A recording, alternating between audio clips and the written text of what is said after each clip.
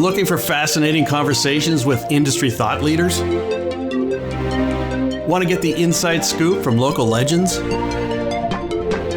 Interested in the stories behind the stories from celebrated visionaries?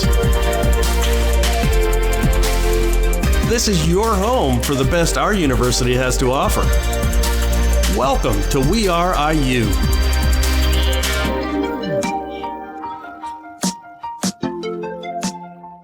Hi, and welcome to We Are IU, where we bring the best of Indiana University to your headphones. I'm your host, Natty Metter, Associate Director of Alumni Engagement at Indiana University Alumni Association. I have the pleasure of being joined by two rock star career coaches. Erin Irwin is a two-time IU graduate and career coach. She is the Director of Career Education at the Walter Center for Career Achievement at IU Bloomington. Affectionately dubbed the career therapist by her clients, she provides career transition, career success, and leadership coaching to individuals across all industries and career levels. Mike Schmeckerbeer is a two-time IU graduate, career coach, and senior lecturer at the Kelley School of Business. So let's get started. I'm really excited to talk all things career today. You all talk about how you came into your profession as supporting and thinking about career development, professional development on a daily basis. So I'm excited for the conversation today, how we navigate getting a job, how we navigate transitioning, especially as you think about the different life stages that we're in, how we can advocate for ourselves, things like, does a cover letter really matter anymore? I mean, I'm excited to talk about all those things. And in the spirit of not taking linear paths, as you are thinking about advice or perspective you give people who come to you, could you talk a little bit about how you go about looking for a job when you don't know where to start, right? You just graduated, you just left a job, and you're trying to look for a new one, and there's so many different options out there. It feels really overwhelming. So the approach that I use is it's called life design. And life design is based on design thinking principles, which is a way of solving problems that don't have one right solution. And so when I work with coaching clients, we start just by understanding what matters to them, where they are today, what's brought them to the place they are today. And then thinking, about what is it that they want out of their career? Why are they thinking about a transition? What matters to them? And then doing some ideating, having fun, exploring, letting go of all the practicalities to see what might be out there. And then starting to move into action, right? So often in life, we just want to jump into the action, but that often just lands us places that we don't want to be. It takes us someplace new, but not necessarily where we want to be. So that's where I would always tell people to start, is really having a sense of empathy research, reflection, what matters, what am I looking to change, what's the life that I'm dreaming of, and how do I do this in a thoughtful way? That's great perspective. And I think the marriage of some time to slow down to really think about like my values and what I'm really looking for, my life stage, and then marrying that with, the professional strengths that we have, that we carry. And it sounds too a little bit like it's much easier to do that with someone else, not just by yourself, right? And so Mike, I'm not sure if you have any other perspective as we think about those who may have been sitting in the position of being in a career for a while. What kind of advice you've had for those types of folks? I mean, I think one thought for me is this idea that our careers are this nice, neat little package. And I see that especially with like young new grads I actually see this with my students I work with who are like, I'm going to have a major in marketing and a minor in psychology because they go so nicely together, or accounting and finance or whatever. And I often be like, get a minor in something that is so out there and completely different, because our careers are not a nice, neat package. And I do think if you surveyed lots of people, the 80% or more would tell you they can't believe that they had no plan for this to be the case. If you look at them in their 40s or 50s, that their career is nothing that they imagine it being. So, but to your kind of question about like, I'm looking at maybe career switching, it's one of the hardest things I think for anybody to do. Sadly, I think too many people stay in something that they aren't real happy with. When we spend 50 hours of our week doing that work, more time than we get to spend with our families, more time we get to spend doing our hobbies. And so it's sad to me when people sort of just settle in and do that when they don't get anything out of it, when we really do have the ability to do Okay, it. so let's talk about that. I think that's really interesting, especially for folks who, I mean, because what I hear is patience. And like there's an element of patience, right? In terms of being in a new role, and you're like, I really don't know if I'm supposed to be doing this. Or in a role for a while, and all of a sudden realizing or having that inkling that like maybe I'd be interested in doing something else. I wonder what kind of advice you are able to provide folks or coaching to provide folks to be able to flex the strengths that they have in roles that they might not like because their job description doesn't say they could do it, right? I'd love to hear perspective of how you've encouraged people to advocate for themselves to be able to showcase some of that sort of strength. Maybe not directly answering your question, but a large client base that I work with is women, probably women in sort of that midlife stage. And for whatever reason, they're in a lot of transition. And when we go through transition in our lives, that's when our values start to shift, right? So maybe they were a stay-at-home mom and their children have gone to school. Maybe they're going through a divorce and all of a sudden they're finding themselves having to provide in a different way for their family. Maybe they just, are really career driven and looking for a promotion. But I think those transitions are where we find ourselves all of a sudden like, oh, I've been happy or I've been good about what I've been in, and now something's changed. And so I think that's why that values reflection is so important, to be able to name the change that you're looking for so that you move to a goal that's going to be satisfying. And then the other thing that comes to mind is if we don't believe our story, nobody else will. So when you go into an interview or into a networking situation or go to your boss for a promotion, whatever it is, like you have to truly believe that my skills matter. My skills are relevant. My story matters. The things that my ambitions are good, and being able to convey that in a way that demonstrates humility and confidence and can really point to the objectives of the organization and how you can fit those. Being able to tell that story is what's going to allow you to make whatever that transition is, whether it's from working at home to working in the workplace, whether it's to getting a promotion or shifting into something else entirely. That's great perspective. I appreciate that. Any other reflections, Mike? I mean, every time I work with anybody, I always say, like, if you want to do this, you have to figure out what you want to sacrifice to do it, and how long are you willing to wait. And you often find in those conversations how badly somebody actually wants something. And it's also doing a values assessment, like what is important to me.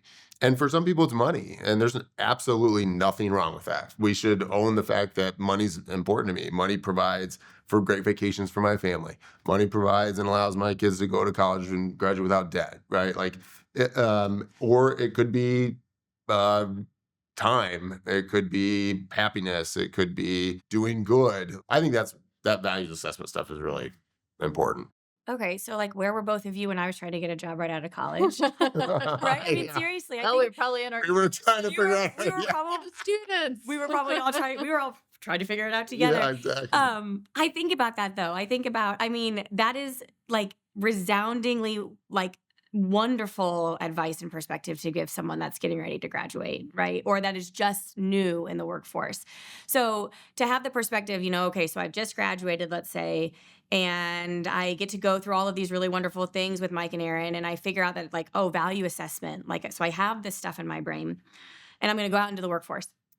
Tell me a little bit about how I can marry that as someone in getting ready to job search with what the job market's looking for. I always sort of look at this kind of the job searching process, all that as a pyramid from the standpoint of like years of experience. So when you're coming out, 0 to 3, 4, 5, you're at the bottom of that pyramid.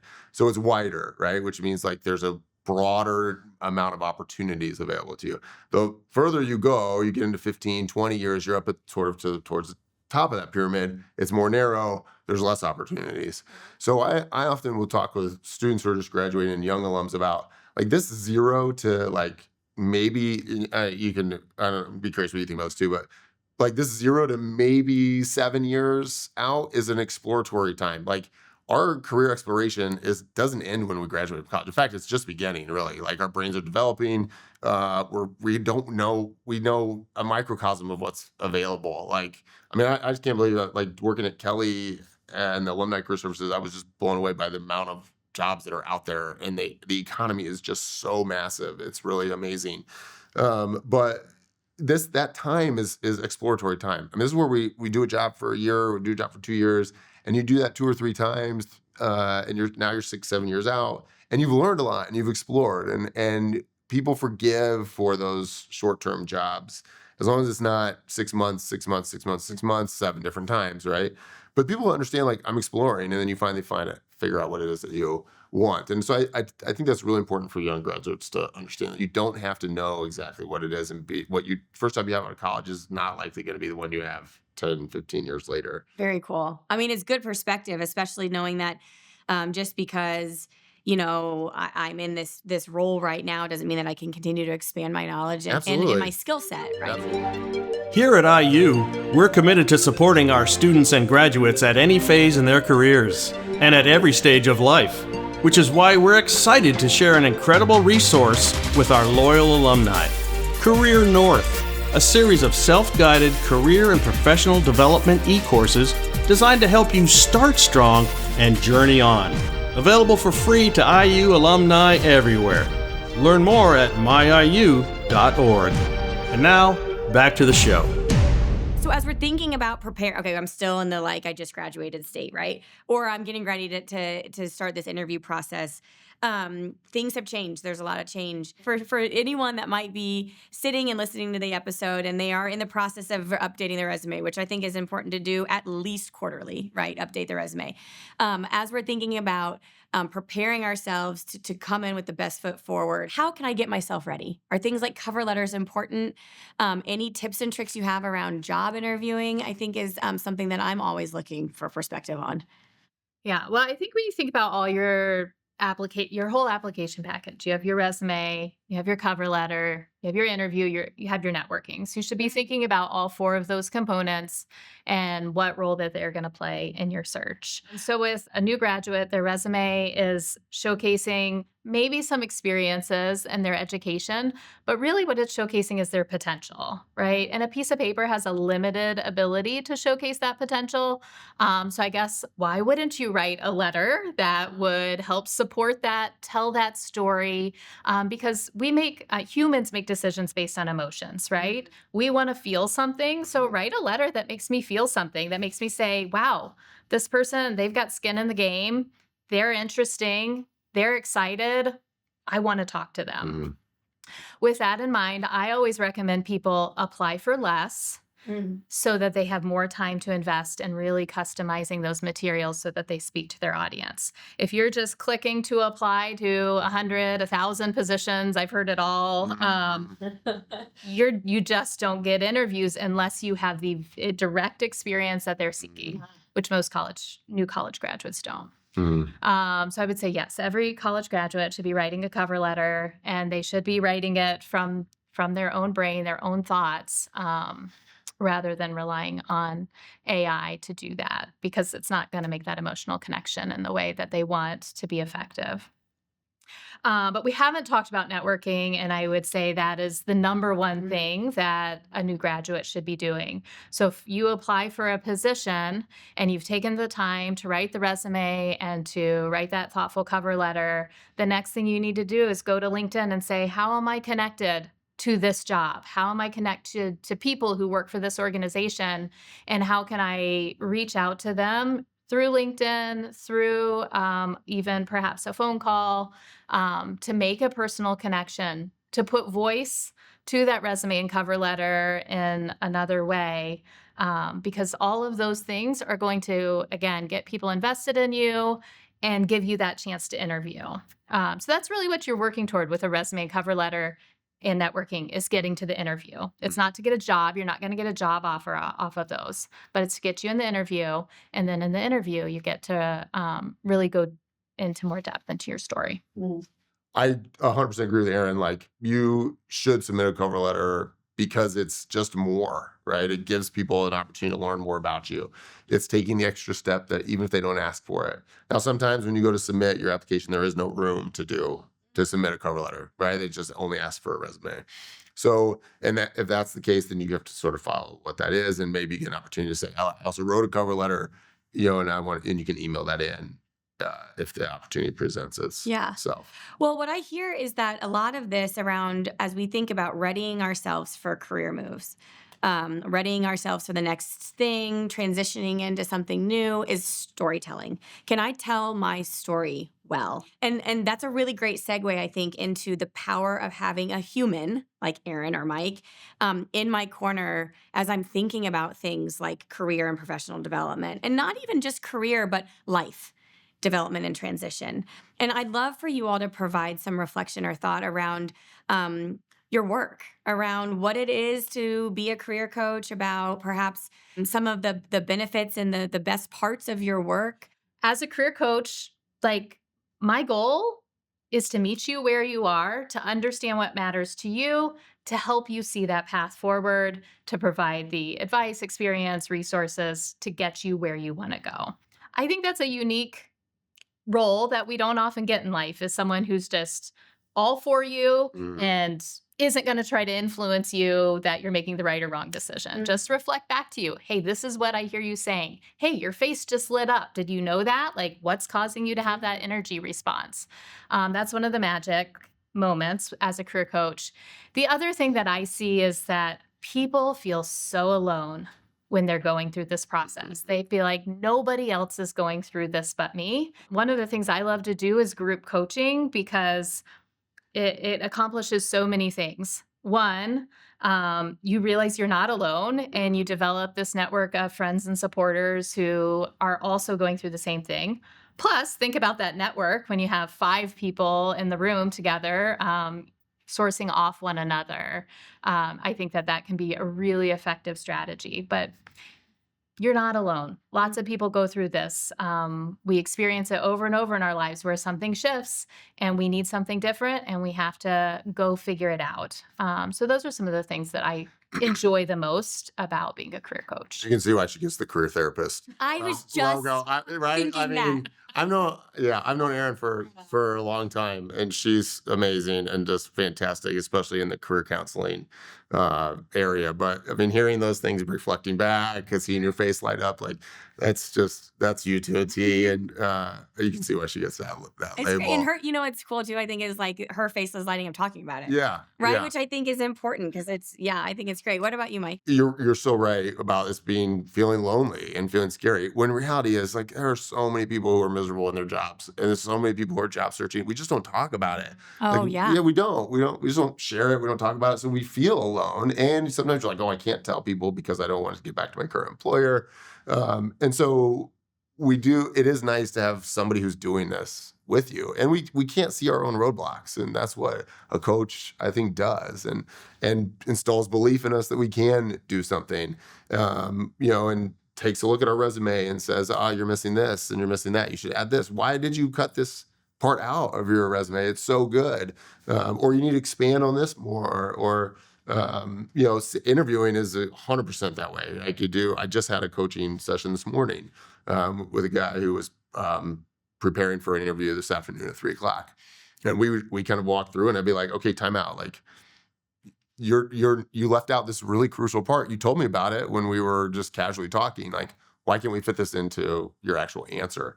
And so I think that's a role that coaches play that's really, really critical. I mean, you can do your research and you can prep with the interview as much as you want. And it doesn't necessarily be a coach. You could talk with an experienced friend or, an experienced colleague that you trust, that, you can practice an interview with or share your stuff with. But I do think it's so critical to have that second person, that partner, kind of going through it with you. I once heard someone say, you can borrow my belief about you today. And I really liked that, because I think oftentimes we don't do a very good job of being able to say, like, I'm really, really good at this. Yeah. And saying it out loud to someone, especially in an interview or whatever that is. And so I appreciate the perspective of two career coaches to know that that you can help create this team, right, for people to navigate the next steps. And before we wrap up, I'm so interested about work-life balance. Like, we hear about it all the time. I think, Erin, especially I think in some of the things you were talking about, working with women, transitioning women, from, being, doing stuff at home and coming back into work. Similarly, doesn't matter, female or male, work-life balance. Is there such a thing as work-life balance?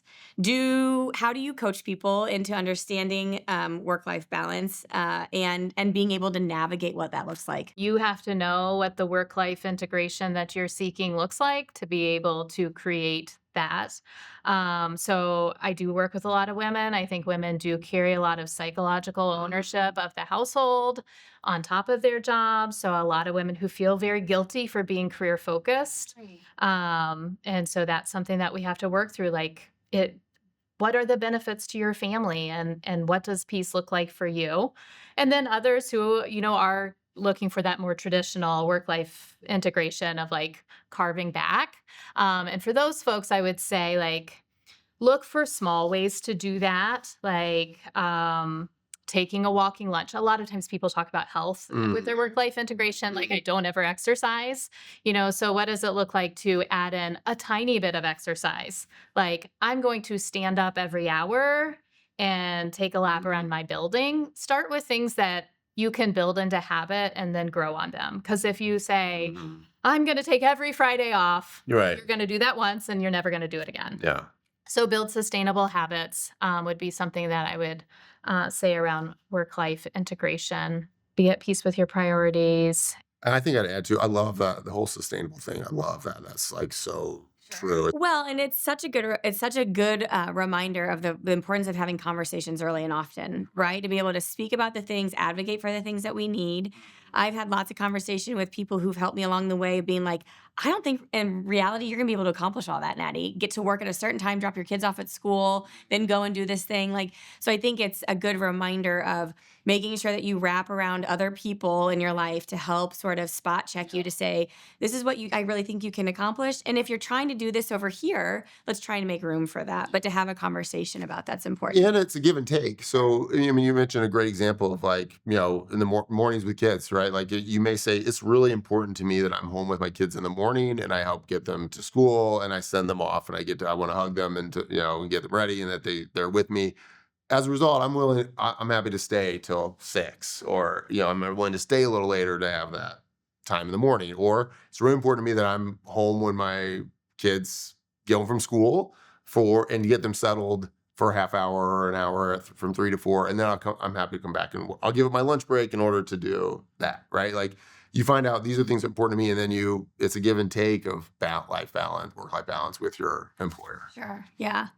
Well, gosh, I really appreciate this time. I was thinking as we were having our conversation about, these episodes and the podcast is We Are IU, right? And we're talking about all of the wonderful things that Indiana University does and that our alumni are accomplishing. And the real unique part about this today is that you all both work and serve for Indiana University and you're both alum of IU too, which is really cool to see that you're helping a lot of different people here within the framework of the university, and that Indiana University has probably given back something to you as well. Mike, we did talk at the very beginning that you co-founded Career North. I'd love to hear a little bit more about that before we wrap up today. Career North, what is it? Can you talk a little bit about your business? Yeah, so in a nutshell, Career North is basically, if you think like a LinkedIn Learning or a Coursera, where it's online e-learning courses available to you. And so we expanded to a library of over 200 lifelong learning and professional development courses, from stress management to what do I do? I'm in my first job, first time on the job. What do I do? All kinds of things, managing a budget, all that stuff. So IU is one of our clients, and so you can access those courses through the IU AA website. Great, and it's such a good reminder of all of the resources that we have available at us for career navigation. I appreciate that. Yeah, sure. And as we've said before, I mean, I think it's being able to understand how many different resources are out there to tap when we're thinking about career movement, when we're thinking about career development, professional development. So as we wrap up, I wonder if you have any other final reflections, for folks who are listening today. Having worked at the Alumni Association for many years and connecting with IU alumni through that platform, and then now working for a student-facing center, the IU Alumni Network is powerful and strong and dedicated and smart, talented. So you reach out to people. People are so eager to help and nobody asks. Everyone to the fear, Yeah. the note on fear, people are afraid to ask. But if you don't know where to start with your IU Alumni Network, reach out to a fellow alum and have a conversation. It's actually unbelievable how large our network is. And I think it's just understanding the resources that are available to you, especially as an alum, and tapping into all of that. I mean, you can utilize us. We volunteer as coaches for reduced fees, and so there's just so much available. That's so great. Gosh, thank you both so much you. for all of this, Aaron and Mike. I've taken so much away from this. So, like cover letters, super important. We have to do them. Trusting the process, coming up with a value assessment, and really being patient is such a great reminder. So, until next time, we are IU, and we'll meet again. Thanks. Thanks for joining us for another episode of We Are IU. Your home for fascinating conversations with thought leaders, legends, and visionaries from the university we know and love. New episodes available monthly at myiu.org.